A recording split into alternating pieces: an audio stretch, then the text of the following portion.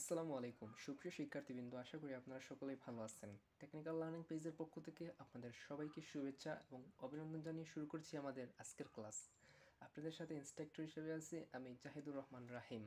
আমাদের আজকের ক্লাসের আলোচনার বিষয় হলো কিভাবে স্কোয়ারের মান বের করা যায়, অর্থাৎ ক্যালকুলেটরের ব্যবহার ছাড়া কিভাবে খুব সহজে আমরা স্কোয়ারের মান বের করতে পারি। আজকে আমরা সেই বিষয়টি শিখব ইনশাল্লাহ। তাই ভিডিওটি সম্পূর্ণ দেখুন, না টেনে সম্পূর্ণ দেখুন যাতে ভালোভাবে বুঝতে পারেন। ইনশাল্লাহ আজকের ক্লাসটি যদি করেন তাহলে অবশ্যই আপনারা যে কোনো সংখ্যার স্কোয়ারের মান বের করতে পারবেন। আজকের ক্লাসে আমরা আলোচনা করব যে সংখ্যাগুলোর শেষে 5 রয়েছে, যে সংখ্যাগুলোর শেষে 5 রয়েছে সেই সকল সংখ্যাগুলোর স্কোয়ারের মান কিভাবে বের করতে হয়। তাই আর কথা না বাড়িয়ে চলে যাচ্ছি মূল টপিকে। তার আগে একটি কথা বলে নেই, আপনারা যারা আমাদের পেজে নতুন আপনারা অবশ্যই আমাদের পেজটিকে লাইক এবং ফলো দিয়ে রাখবেন আর আপনার বন্ধুদেরকে আমাদের পেজে ইনভাইট করে দিবেন।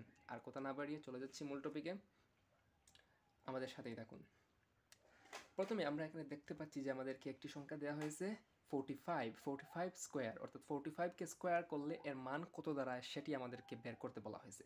তো প্রথমে আমরা এই প্রশ্নটির সমাধান করব। তো প্রথমে আমাদেরকে যে কাজটি করতে হবে সেটি হলো প্রথমে যে সংখ্যাটি রয়েছে সেখানে প্রথম সংখ্যাটি এদিকে বসিয়ে দিতে হবে। এখানে প্রথম সংখ্যাটি হলো 4, যা আমরা এখানে বসিয়ে দিলাম। এবার আমাদেরকে এর পরবর্তী সংখ্যা দিয়ে গুণ দিতে হবে, অর্থাৎ 1-এর পর 2 আসে, তারপর 4-এর পর 5 আসে, এই রকম এর পরবর্তী সংখ্যা। ঠিক আছে, তাহলে 4-এর পরবর্তী সংখ্যা হলো 5, তাহলে আমরা 5 দ্বারা গুণ করে দিব। 4কে যদি আমরা 5 দ্বারা গুণ করি তাহলে আমাদের উত্তর কত আসে? 4-5 20, তাহলে আমাদের উত্তর আসে 20। আমরা 20 বসিয়ে দিলাম।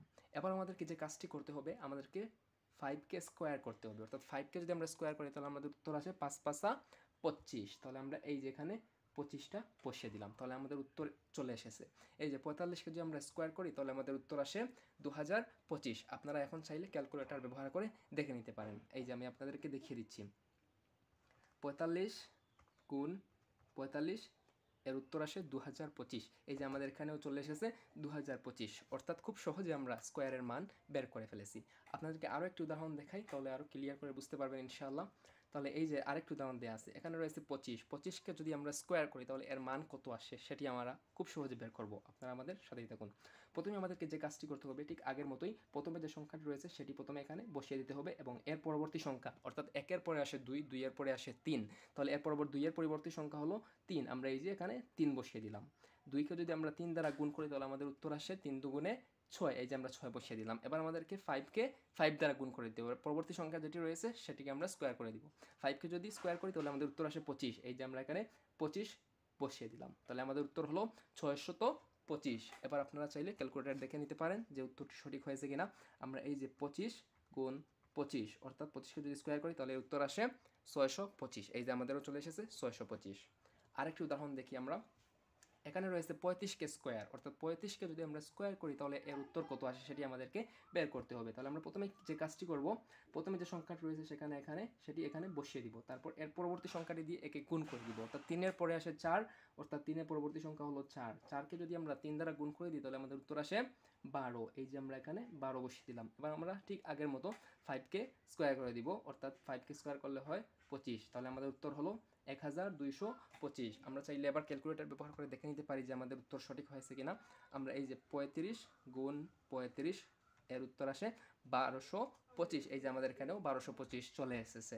আরেকটি উদাহরণ দেখি আমরা, ঠিক আগের মতোই আমরা এই উদাহরণটিকেও করতে পারবো ইনশাল্লাহ। 55কে যদি আমরা স্কোয়ার করি তাহলে আমাদের উত্তর আসে কত সেটা আমরা এখন বের করব। প্রথমে আমরা প্রথম যে সংখ্যাটি রয়েছে সেটি আমরা বের করে বসিয়ে নিলাম, তারপর এটিকে আমরা এর পরবর্তী সংখ্যা দিয়ে গুণ করে দিব, অর্থাৎ 5-এর পর আসে 6, আমরা 6 দ্বারা গুণ করে দিব।